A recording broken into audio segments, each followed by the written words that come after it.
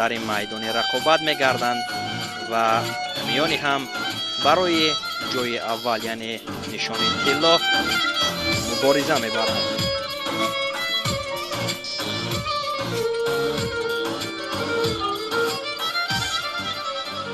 با یک تکی سفید نماینده جمهوری ازبکستان محسن حسامیدینov، با یک تکی سبز نماینده جمهوری ازبکستان بکمurod oltiboyev.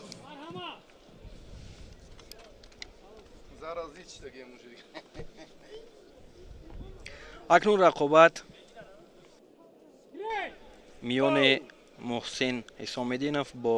бекмурод олтибоев оғоз мешавад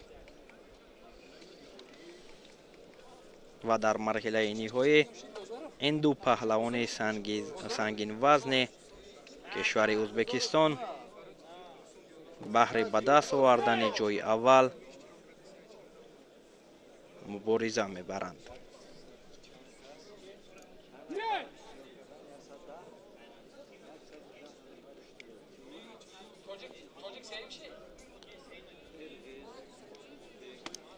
дар ин вазн шакар муҳаммад мирмуҳаммадов бо антон брачев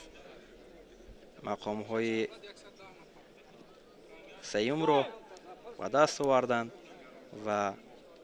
ба хотири нодуруст доштан аз остини ҳариф ба бекмурод олтибоев огоҳи аввал нишон дода шуд ва муборизаро идома медиҳанд. ин ҷуфте ки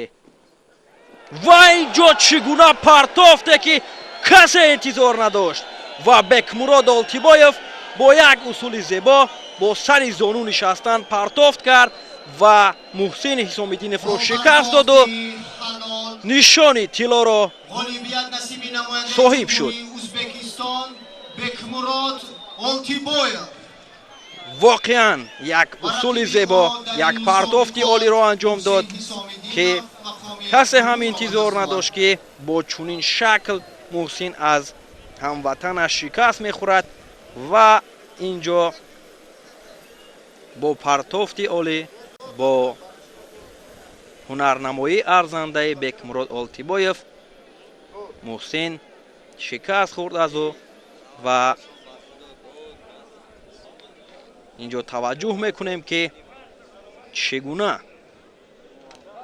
анҷом дод ин усулро олтибоев.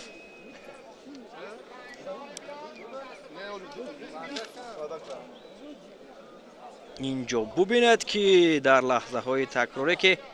чӣ гуна бекмурод олтибоев сари зону нишаст ва партофте анҷом дод ки мухлисонашро шод гардонид ва